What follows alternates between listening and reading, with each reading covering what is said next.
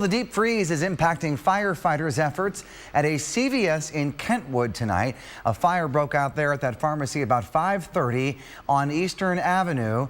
And News Channel 3's Jared Worksma continues our weather coverage now from Kentwood, live on the scene where firefighters are still cleaning up this mess tonight. Jared.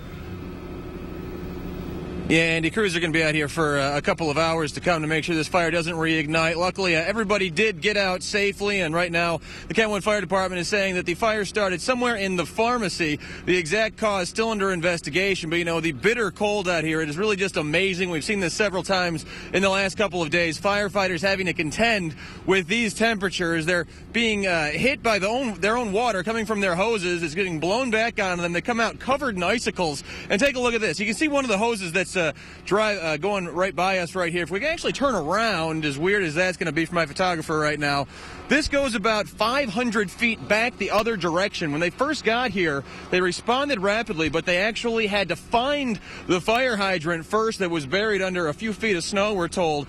Then they had to run the hose out and start getting the water on the pharmacy, obviously. And you see this large truck right behind us here?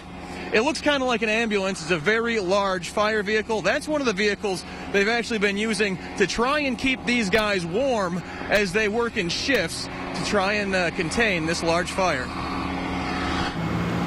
Just after 5:30, this fire drew attention from miles around. The smoke was just pouring out, and at times you couldn't even see the intersection because the smoke was so thick.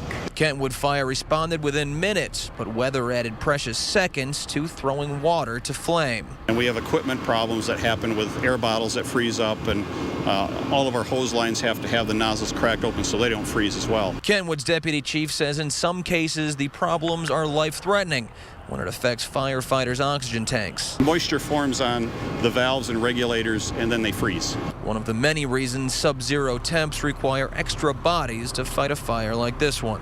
We've had Cutlerville here, Grand Rapids is here. We're calling in an off-duty shift so we can get people that have been here for a while into some warm area for a while and let fresh people do some more work.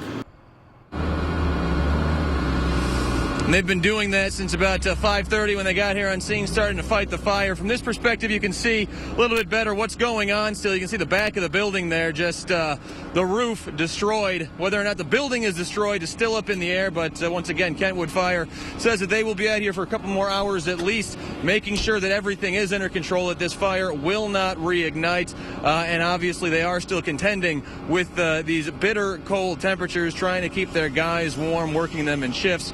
We're going to be out here until our next show at 11 o'clock on Channel 3. We'll tell you what's going on at that point as well. But for now, we are live in Kentwood. I'm Jared Worksma, News Channel 3 live at 10 on the CW7.